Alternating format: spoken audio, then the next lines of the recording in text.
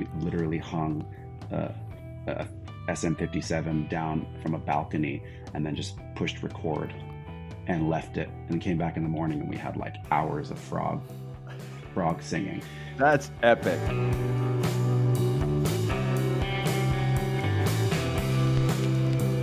Wish You Were Here was sort of late in the process, wasn't it? It Mike? was. It was actually the very last song that we wrote for Morning View.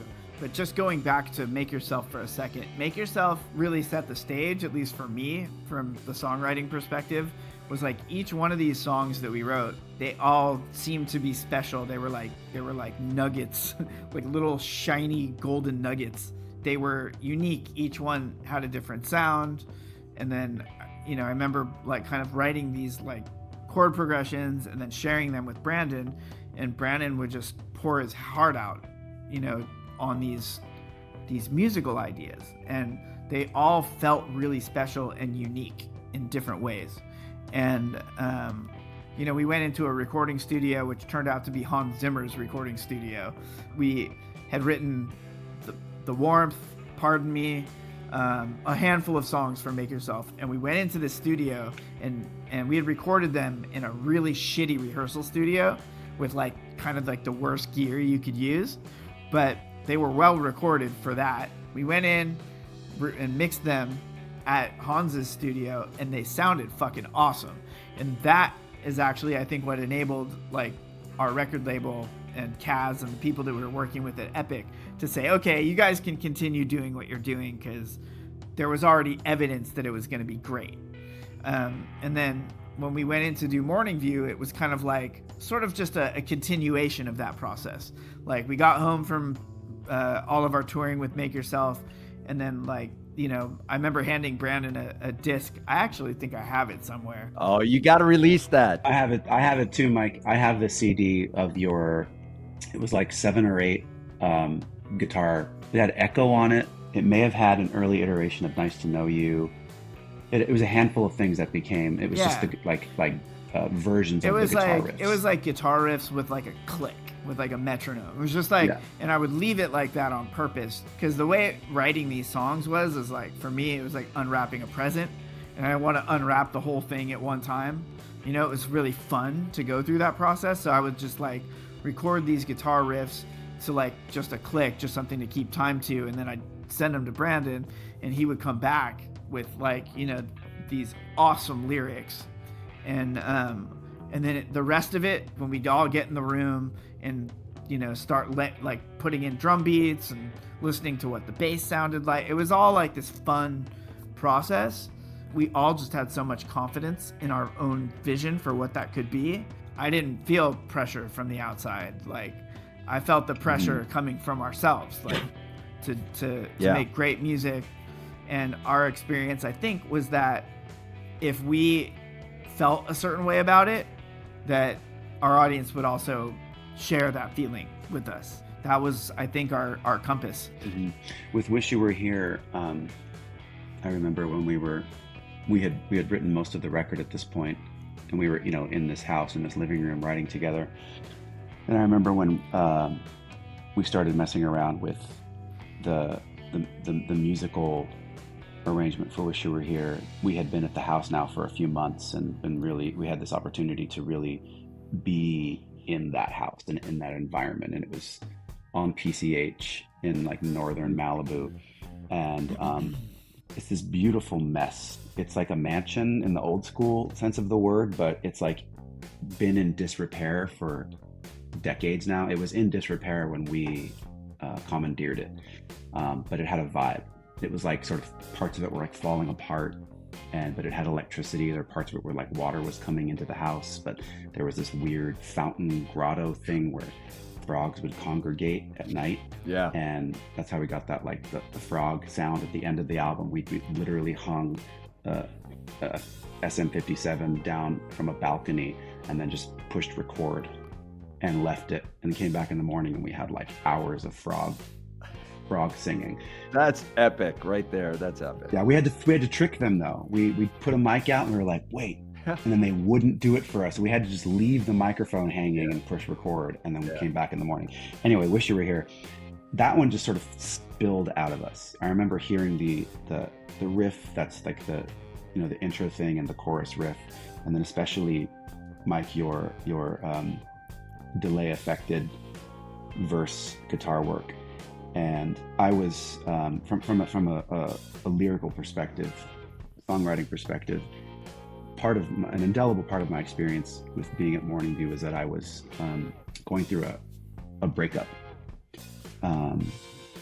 and I had broken someone's heart, but I was also heartbroken at the same time. It was an interesting thing, but we were also experiencing so much abundance in our lives as a band, and personally it was like this amazing time that was, for me, was sort of had a shadow attached to it, that there was like this lingering kind of melancholy, for lack of a better word, or maybe that's the perfect word. So it was beautiful and sad all at the same time for me as a young man.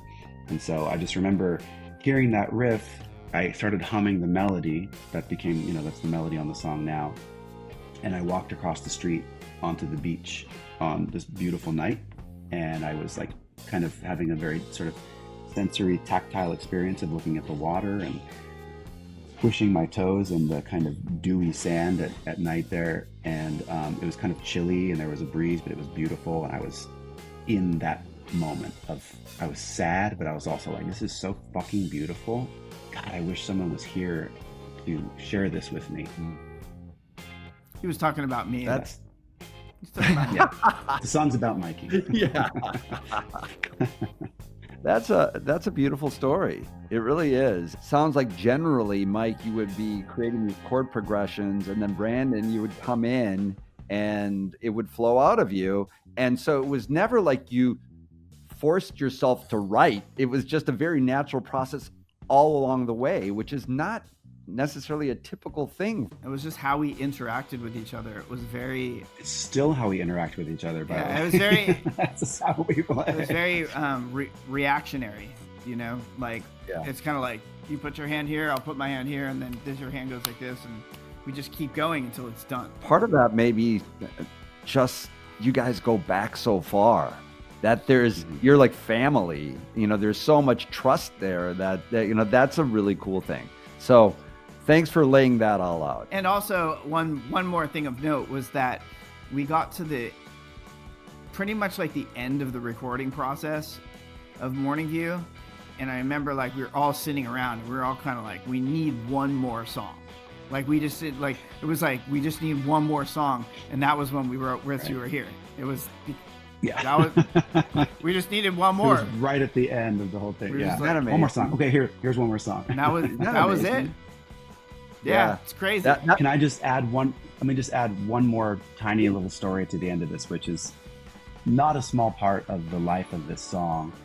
Wasn't it the first single off the album, Mike? Wish You Were Here? Yep. We made a video at this point. Once again, this is in the early 2000s, and for your listeners or viewers, the record industry was very willingly spending just incredible sums of money on music videos because it was the way to get it was the vehicle to get the music out to the masses. So I think we spent like $300,000 on a music video for Wish You Were Here. It was like $1 million. Wow. Okay, it was somewhere between 300,000 and $1 million. It was way too much. It was like $1 money. million. So we worked with this director, and his vision was we were going to recreate a film from, I think it was from the early 70s. It's a film called Head. It was directed by Jack Nicholson, and it was of the Monkees. And we were going to recreate this film as sort of an homage to this film Head about the Monkees. Are you talking about the Monkees, the band, the Monkees? The band, the Monkees? Yes. Yeah. So in this film, the band is being chased by hordes of rabid fans, and the only thing to do is for them to get to this bridge and jump off this bridge into the water, where they encounter mermaids, and the mermaids save them. Just very sort of random psychedelia. We're like, this is a great music video. We should do this. So we did it, and we spent all the money. of us being chased by fans, and I take my shirt off on this bridge, and we all jump off of this huge bridge, and we did this stunt where we jumped down, and then there's a trampoline where we're kind of flying, and it's us descending into this body of water. We get into the body of water, and we're kind of unconscious, and then these beautiful psychedelic mermaids come and save us.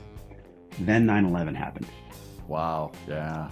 And the music video was deemed inappropriate because of the imagery of people leaping to their deaths from the Twin Towers. And our video had us jumping off this bridge, and there was images of us falling. It was deemed inappropriate. It was banned from MTV. And so in a kind of scramble, our record label was like, you got anything else? And we had been filming each other on crappy early digital video with our video cameras at the Morning View house, and just filming random stuff like home video type stuff of us just joking around, us recording. And they gave us I think it was 36 hours to come up with a new music video. And I tried my hand for the first time at editing, and I edited together home footage of us at the Morning View house, mixed with the performance footage of us that we had filmed on green screen for the video. So we got to use that stuff. That became the music video. And they were like, great, it's your music video. And it was kind of shitty, but kind of amazing that we pulled it together so fast. And everyone in the band was like, great, let's see what happens. And we put it out, and it did fine. I think the original version might have played in Japan or something, but if anybody can find it, it's kind of fun and funny.